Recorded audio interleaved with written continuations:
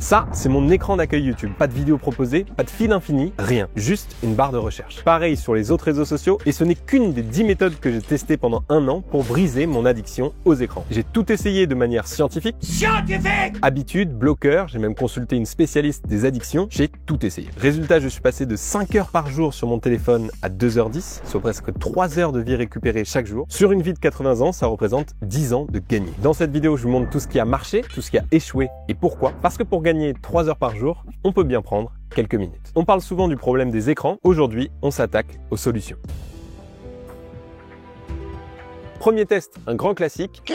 L'écran en noir et blanc. Spoiler, ça n'a pas marché, c'est pas du tout assez puissant pour quelqu'un qui est vraiment accro. L'idée semble logique, on supprime les couleurs pour réduire la stimulation visuelle et donc l'envie d'ouvrir les applis. Et au début, ça marche un peu. D'ailleurs, cette étude montre que ça peut baisser l'anxiété et l'usage problématique des réseaux. Mais il faut avouer que c'est un petit peu comme mettre des lunettes de soleil dans un casino. La lumière nous agresse moins, mais on continue à jouer et surtout, à un moment, on a envie de les enlever et on les enlève. Moi, c'est arrivé quand je voulais regarder une photo qu'on m'avait envoyée, j'ai remis les couleurs et je les ai plus jamais désactivées ensuite. Et c'est pas juste moi, selon cette autre étude très récente 2022, au bout de 2 semaines, seulement 38% des gens gardent encore l'écran en noir et blanc. Conclusion, il faut changer les règles et pas juste les couleurs. Mais on garde cette idée en tête parce qu'on va la recycler un peu plus loin, mais d'une manière beaucoup plus efficace. Tout n'est pas perdu. Deuxième test que j'ai fait, la fameuse limite de temps d'écran. Sur le papier, c'est une bonne idée basique, mais dans les faits, c'est encore une fois une barrière beaucoup trop faible. J'ai toujours cliqué sur ignorer la limite et continuer comme si de rien n'était, et je suis absolument pas le seul. Combien de fois j'ai vu mes amis faire pareil? Tout le monde le fait parce qu'on est au milieu d'un truc et là il y a quelque chose qui arrive au milieu du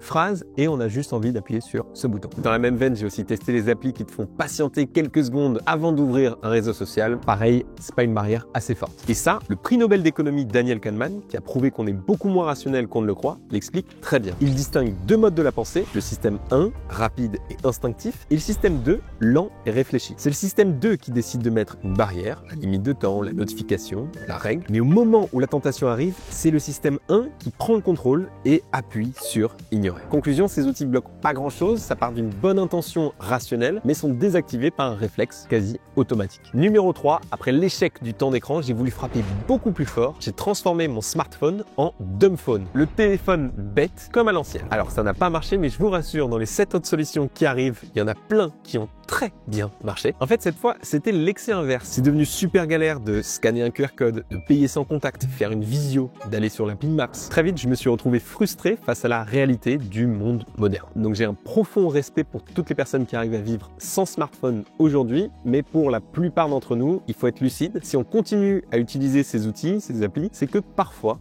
elles répondent à certains besoins. Donc les applis inutiles, on peut les supprimer, mais pour les autres, on voudra ou on devra y revenir à un certain moment. Conclusion, je suis allé dans les 2 excès, donc barrière pas assez forte ou trop forte, et il faut trouver le juste milieu. C'est-à-dire pouvoir utiliser les applis, mais comme on le souhaite. Et on en arrive donc au numéro 4, personnaliser les sites. Encore assez récemment, les sites et les applis n'étaient pas optimisés ni conçus pour être addictifs. Le vulgarisateur Reisu l'a montré parfaitement.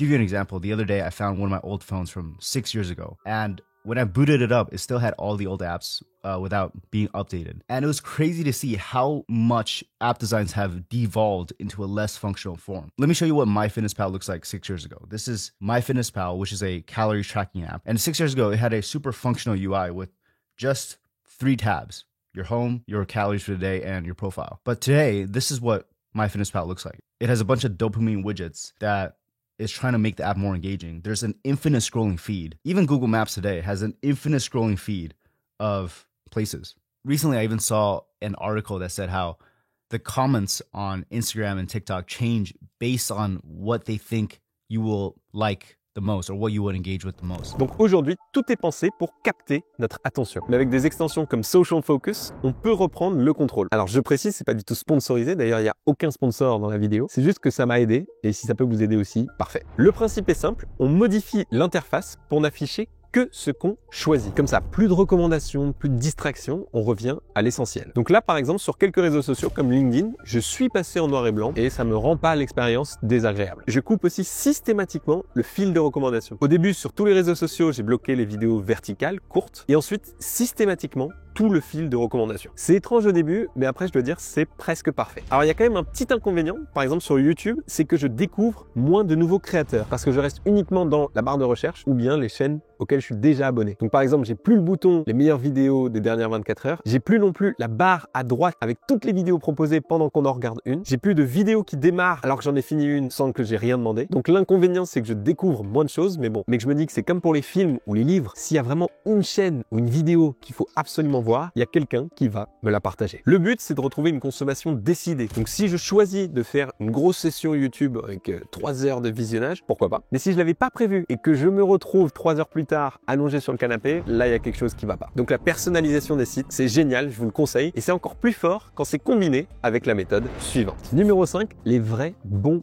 bloqueurs. Je sais pas vous, j'ai toujours trouvé ça difficile de travailler sur un ordinateur. La distraction est littéralement à un clic, paf, et on se retrouve sur un réseau social. Et en faisant cette expérience, je voulais retrouver la sensation du papier-crayon, quand il n'y a aucune tentation, aucune distraction. Voilà. Vous avez 4 heures, papier-crayon. Bon, bah, il n'y a rien à faire. Pour ça, il faut un vrai bloqueur. Et c'est là que Cold Turkey est redoutable. Encore une fois, pas sponsorisé. Il y a plein d'équivalents à Cold Turkey, mais j'en ai testé beaucoup et je trouve que c'est le meilleur de loin. Alors, comment ça marche? Je lui donne une plage horaire, par exemple de 9h à 17h tous les jours de la semaine. Je lui donne une liste de sites interdits. Et là, Cold Turkey bloque ces sites, mais proprement. C'est-à-dire qu'il n'y a aucun moyen d'y accéder, même en redémarrant l'ordi. Vous pouvez pas non plus supprimer l'application. Il n'y a pas non plus de « Ah, juste 5 minutes pour vérifier un truc ». Non.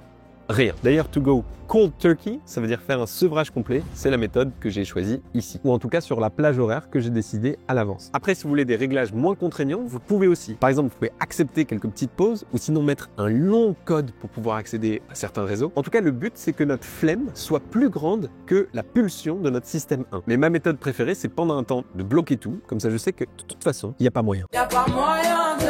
Et bonne nouvelle, il ne collecte pas nos données. Il y a une version gratuite. Et la version payante, elle est en un paiement de 39 €, donc sans abonnement. Alors, il y a quelques petits inconvénients. Parfois, on me partage une vidéo Instagram, YouTube, je peux pas l'ouvrir. Parfois, je me dis, je la regarderai plus tard et j'oublie. Mais honnêtement, le jeu en vaut la chandelle parce que ça m'a permis surtout de reprendre du contrôle. Et l'équivalent existe aussi sur téléphone. Il y a plein de sites, j'en ai testé beaucoup. Mon préféré, c'est JOMO, The Joy of Missing Out. Donc, la joie de passer à côté de certaines choses. Numéro 6, faire attention à l'effet rebond. Même quand tout va mieux, le risque de rechute reste là. C'est ce qu'on appelle l'effet rebond. Par exemple, si je décide de bloquer YouTube, il y a une partie de moi qui aura envie d'aller sur Dailymotion. Puis je bloque Dailymotion, et une partie de moi qui se dit « Ah, Spotify, maintenant, ils font des vidéos, je vais peut-être aller là-dessus. » La seule solution, c'est de rester attentif, d'être honnête avec soi-même sur son temps d'écran, et si besoin d'ajuster les règles. Nouvelle règle, j'ai mieux. Donc ce que j'ai fait, c'est que j'ai bloqué YouTube, Dailymotion et Spotify. Comme ça, basta. Un autre inconvénient, c'est que quand je publie une vidéo YouTube, je désactive les bloqueurs la veille pour le lendemain. Et là, quand j'ai plus mes bloqueurs, je me sens beaucoup moins armé naturellement pour lutter contre le flux de ce qui arrive. Je suis plus habitué. L'effet rebond, c'est super intéressant. Il est partout dans tous les secteurs, notamment en environnement. J'avais d'ailleurs fait une vidéo dédiée. Il faut accepter que c'est complètement normal. Notre volonté est jamais constante. On gagne pas le combat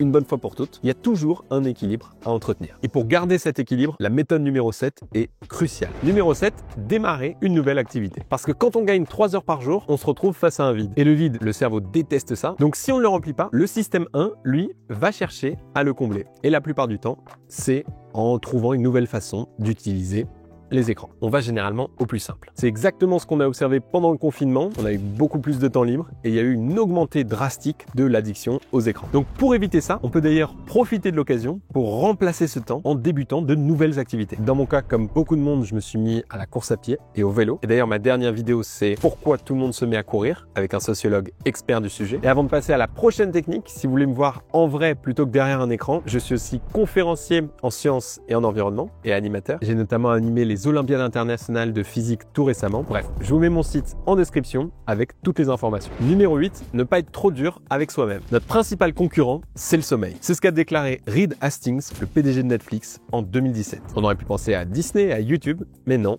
Le sommeil. Donc autrement dit, leur objectif, c'est de nous garder éveillés le plus longtemps possible. 2004, le PDG de TF1, Étienne Moujotte, disait ça. Le métier de TF1, c'est d'aider Coca-Cola et d'autres marques à vendre leurs produits. Ce que nous vendons, c'est du temps de cerveau humain disponible. Ou encore, en 2019, Asa Raskin, l'inventeur du scroll infini, on pensait rendre le monde meilleur, puis on a compris que ces techniques étaient trop puissante. Ces 3 citations résument le problème. On se bat pas seulement contre notre volonté, on se bat contre des systèmes et des entreprises qui sont prêtes à dépenser plusieurs milliards pour comprendre nos biais cognitifs, notre manière de fonctionner, tout ça pour détourner notre attention. D'ailleurs, si avant les scientifiques parlaient de troubles de l'usage, on commence de plus en plus à utiliser un terme plus fort, l'addiction aux écrans et aux réseaux sociaux. Notamment en 2024 par l'OMS, ce rapport définit l'utilisation problématique des réseaux sociaux comme un comportement avec des symptômes similaires à ceux d'une addiction. Donc si jamais on retombe dans nos travers, ce qui est complètement possible, ça m'est arrivé pendant cette année, il faut accepter complètement le problème, c'est pas une honte, on peut en parler aussi à des proches. Plutôt que de se cacher son temps d'écran au quotidien, il faut plutôt être honnête avec soi-même. Parce que j'en avais parlé dans ma vidéo 10 mythes sur le bonheur, les conséquences à grande échelle sont assez dramatiques. On regarde l'évolution du temps passé à différentes activités entre 2006 et 2017.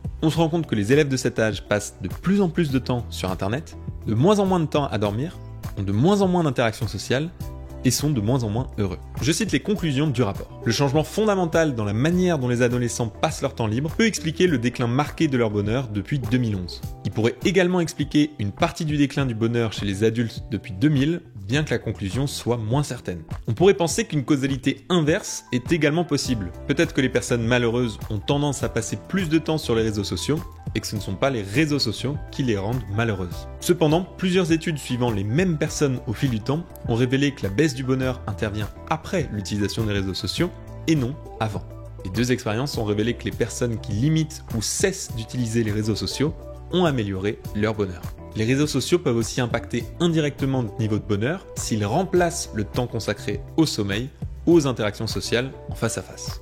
Conclusion, utiliser trop son smartphone, ça rend malheureux à la fois de façon directe et indirecte. Numéro 9, si besoin, consulter une personne spécialiste. À un moment, j'ai voulu aller plus loin, j'ai donc consulté une addictologue. Alors le premier rendez-vous dispo était en ligne, j'ai donc consulté une addictologue sur un écran. J'ai fait qu'une session d'1 heure, donc j'ai pas eu le temps d'avoir un vrai suivi, mais ça m'a permis de comprendre quelque chose clé. D'abord, elle m'a donné quelques conseils pratiques, avoir des lieux sans téléphone, donc pas de téléphone dans la chambre, couper les notifications, éviter les écrans 30 minutes avant de dormir et au réveil, noter ses émotions avant et après être allé sur les réseaux, mais surtout elle m'a expliqué les étapes d'un vrai accompagnement, identifier si l'écran est peut-être un recours face à autre chose, fragilité, stress, anxiété, prendre conscience des mécanismes d'addiction, déni, habitude, récompense, renforcement, élaborer un plan progressif de régulation avec un suivi pour prévenir des rechutes, etc. J'ai pas senti le besoin d'aller au bout de ce processus, mais si vous sentez que vous perdez le contrôle, je vous mets tous les numéros d'aide et les sites en description, notamment le 3018 contre la surexposition des jeunes aux écrans et qui traite aussi du cyberharcèlement. Tout ça m'amène au numéro 10, le dernier, peut-être le plus fondamental, la prévention. Les addictions, c'est comme un grand toboggan très glissant mais sans échelle. On a très envie d'y aller, mais le retour en arrière est compliqué. C'est pour ça que la meilleure stratégie, la plus simple, c'est parfois juste